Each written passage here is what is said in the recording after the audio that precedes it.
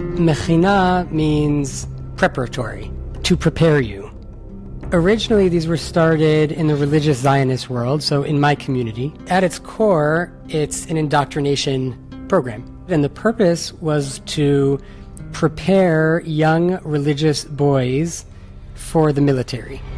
This was something that was shared with me by a close friend. As we were talking about the Palestinians, I told him everyone is created in God's image.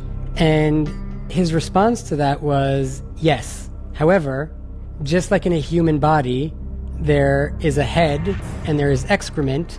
That is the case with the human race. And we, the most moral people in the world, are the head, and the Palestinians are the human excrement.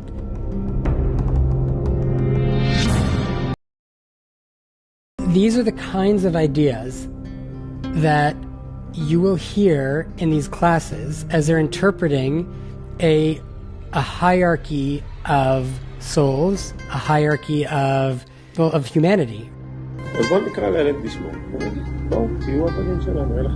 How do we start to create the conditions that allow you to give away all of your time and all of your energy to an entity that doesn't have your best will at heart? And how to convince you that it does. There's this one clip of this soldier who's desecrating a Palestinian grave. Like, why would you need to do that? Let's say what they say is right, that every Palestinian is a terrorist. Okay, so you've killed a terrorist. Why do you need to go to a grave and desecrate it? And then walking back to his post, really like a robot. I realize that these are man-made laws that are meant to control us. הם ירצו הגויים להיות עבדים שלנו. סביבנו עמים כאלה, בעיות גנטיות. תשאל ערבי פשוט, איפה אתה רוצה להיות? הוא רוצה להיות תחת הכיבוש. למה? כי הם לא, יש להם בעיה גנטית, הם לא יודעים לנהל מדינה, הם לא יודעים לעשות כלום. כן, אנחנו גזענים, אנחנו מאמינים בגזענות. And if those are the teachers at those academies, is it any wonder that the soldiers themselves speak like automatons, to quote Daniel, like robots? War is never good, but if it's the thing that we need to do to get peace, to get... We do wars to have peace. We fight darkness. Who does wars to have peace? והמשמעות המבצעית, ומתה מאיש עד אישה, מעולל ועד יונק. So I actually have a deeper understanding of the mechinot, again, on a system level, because I know the people that run them. I know what they believe. I had learned, even going into high school, in different aspects of certain classes, that the Jewish soul is the highest level of soul. Underneath it are humans, and underneath that are animals, right? So you have those that speak, and then Jews. These are the kinds of things that we learned. Co-founder is a rabbi named Eli Sadan, who comes from that Middle Eastern city called Budapest. לא יהיו עוד עזתים בעזה. Essentially, if you spoke to the heads of these programs, their job is to essentially place people into high-ranking, critical decision-making aspects of society. So they want the graduates of these programs to be officers, to climb the ranks of the military. They want them to go into politics. They want them to go into all of these different positions of power. The purpose is to infiltrate society at all levels, because this ideology goes beyond the military and these specific academies. It spreads into all areas of Israeli society. Just look at the concert of a band in Tel Aviv showing a backdrop of what they did in Gaza to the concert goers. And even though this ideology is spread all over Israel, it has been concentrated for the last 30 years in the Mechinot, in these pre-military academies. According to Daniel, it's almost very hard to find anyone in the IDF or in positions of power in Israel who's not a graduate of either one of these institutions, the yeshivas or the Mechinot. Smotrich, for example, went to yeshiva, the yeshiva in Kedumim. איך תראה תמונת הניצחון הזו, איך היא תראה? אז אמרתי עוד פעם, עזה חרבה לחלוטין, אגב, פשוט מכיוון שהיא כולה תשתית טרור אחת גדולה מעל ומתחת לפני הקרקע, פשוט חרבה לחלוטין. So if your ministers and brigadiers and generals speak like this, why wouldn't you, as a soldier, be emboldened to do the same? I'll tell you what, if you show me your titties, I won't kill any more Palestinian kids. You killed 25 kids, like you're proud of that? If you love Palestinians, you'll show me your titties. Maybe this is a naive question. Why do you sound American if you grew up there? My father is originally from Pennsylvania, and my mother is from Canada. And as part of the Zionist mission and the Zionist project, they chose to first move to Israel and then move to the settlement.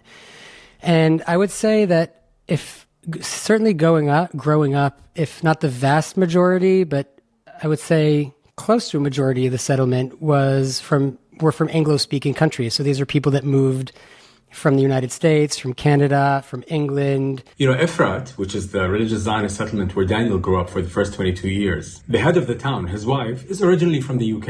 Think about how crazy that is. An English woman moved to an English-speaking settlement on Palestinian land. Just a bunch of English-speaking settlers living in complete denial of the fact that they are participating in an apartheid. המדיניות הפורמלית של ממשלת ישראל היום היא להרוג ערבים. זו הממשלה, אפשר להפות את זה, אפשר להרבב את זה, אפשר להרבל את זה, אפשר גם שלא יהיה אכפת מזה. וכבר אני בטוח ש80% מהאנשים, 90% יגידו, כי זה אידיאולוגיה. מבחינת ממשלת ישראל, Klein is the same guy who wrote that Palestinians are happy to ride on Palestinian-only buses. Like apartheid is some sort of victory. You see, whatever form Zionism takes, it is built on supremacy. So I want to take a second to paint you a picture of life for Palestinians in the West Bank. The life where Israelis are constantly mocking, terrorizing, humiliating Palestinians on a day-to-day basis. Palestinians can live only in places that there is a strong stick above them. I'm not even going to touch the extreme violence, like physical violence and murder. They don't only destroy the homes of Palestinians, they make the Palestinians destroy their own homes as they watch. حسبي الله ونعم الوكيل وين نروح بحالنا اجوا قالوا لنا اذا انتم بتدوهاش ندفعكم غرامه 220,000 شيكل يعني وهينا איך נכנסנו לאנשים הביתה באמצע הלילה, הפכנו להם את הבית, הערנו את הנשים, את הילדים, הפחדנו אותם לנשקים שלופים ולא הרגשנו שמשהו פה לא בסדר, שיש פה איזה דילמה מוסרית. The education system, which starts in school and then extends into the time at the Mechina before joining the army. We have an organization called Breaking the Silence where soldiers confess what they did in the West Bank. In many of these confessions, the soldiers say, I was educated to believe that whatever I do to the Palestinians will save us from another Holocaust.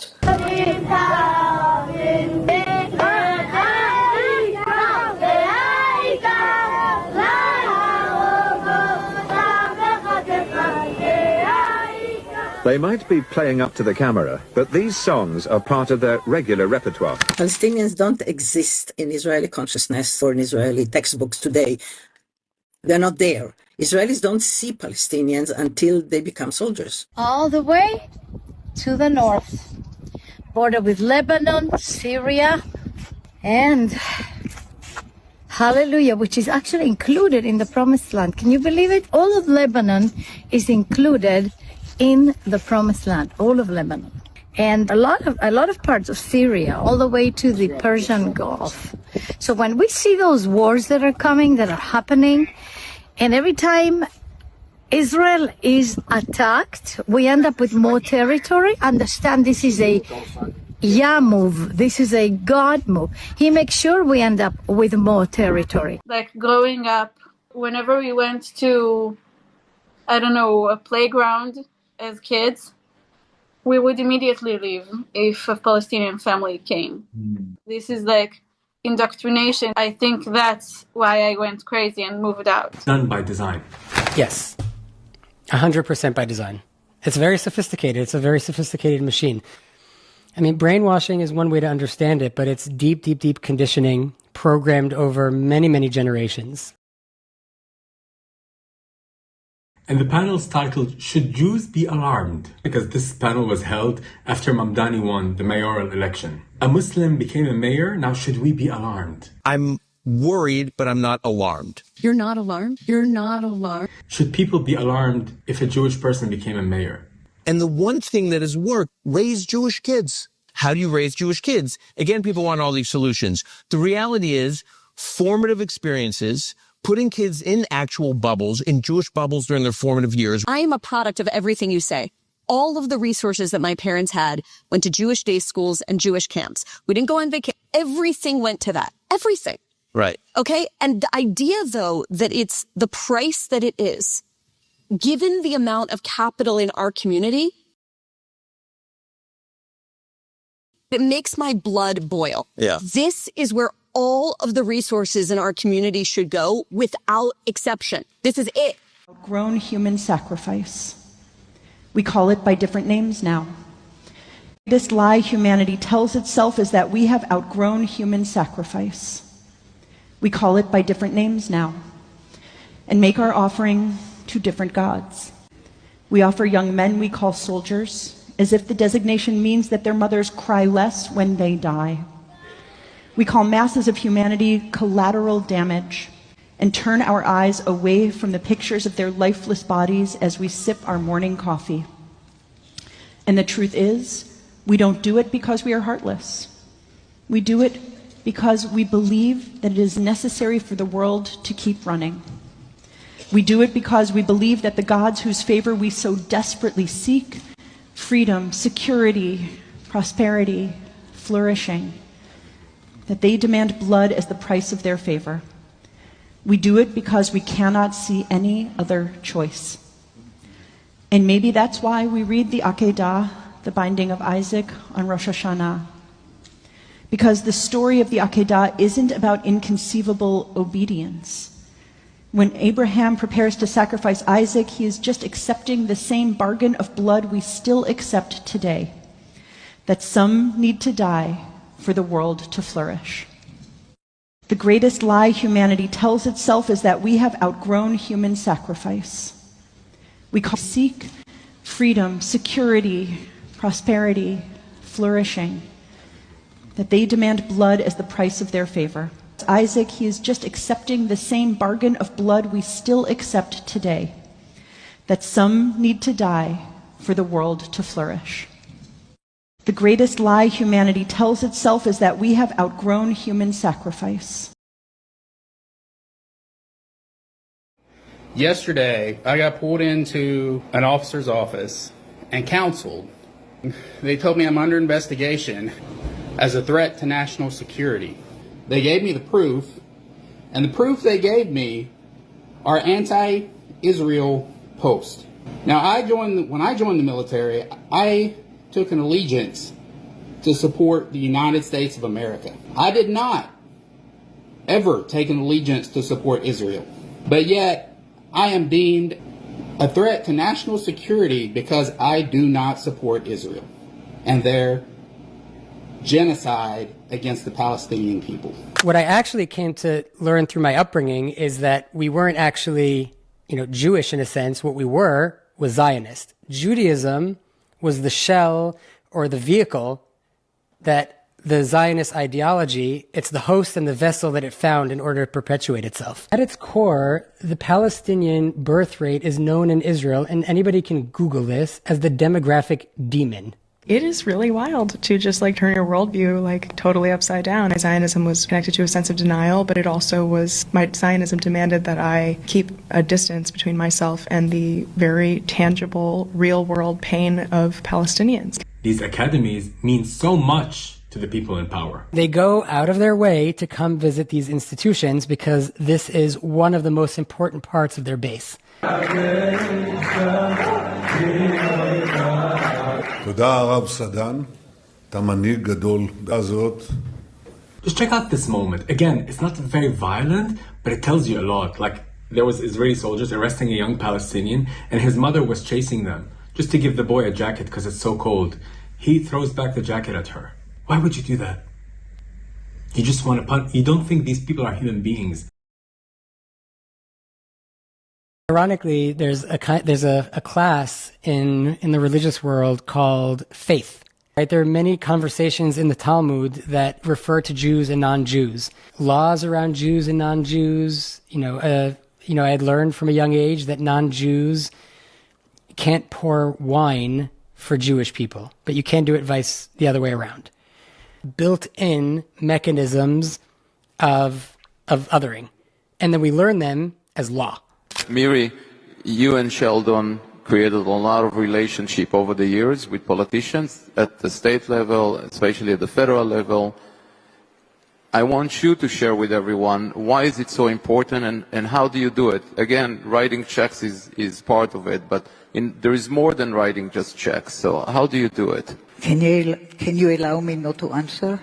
I want to be truthful, and there are so many things that I don't want to talk about.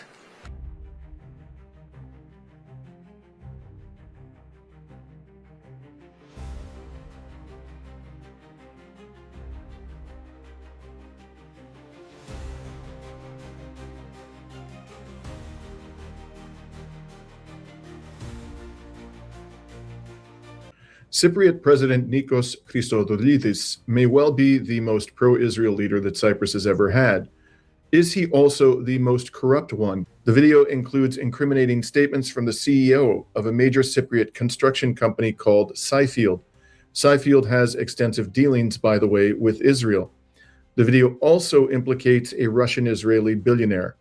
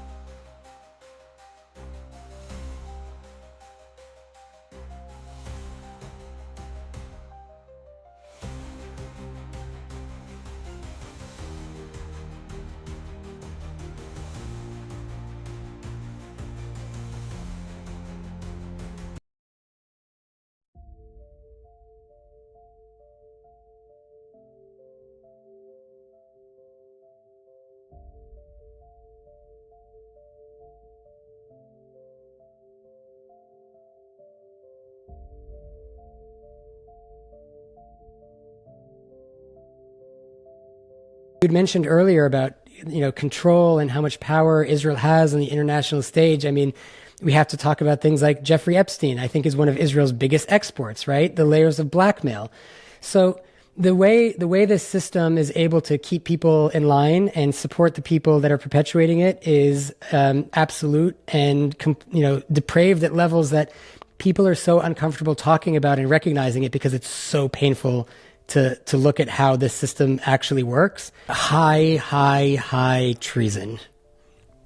The deepest betrayal, the deepest treason, the deepest affront to him and to God and to all good that exists in the world.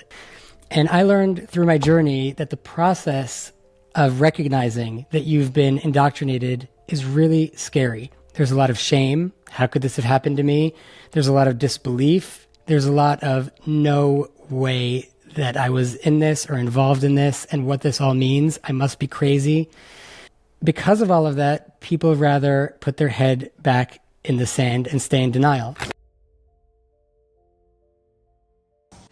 We offer young men we call soldiers, as if the designation means that their mothers cry less when they die.